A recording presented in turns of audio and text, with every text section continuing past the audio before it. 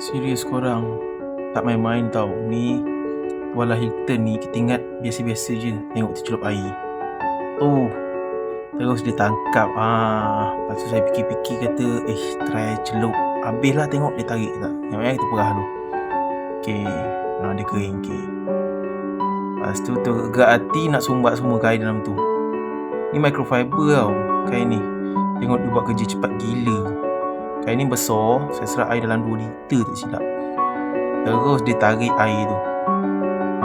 Tapi kira kalau perah tu keluar lah. Tapi at least cepat ada serap air. Korang tengok sendiri guys. Kering bekas tu. Bayangkan kat badan kita time dia lap badan tu. Habis air kering. Yang ni saiz besar sekali saya ambil.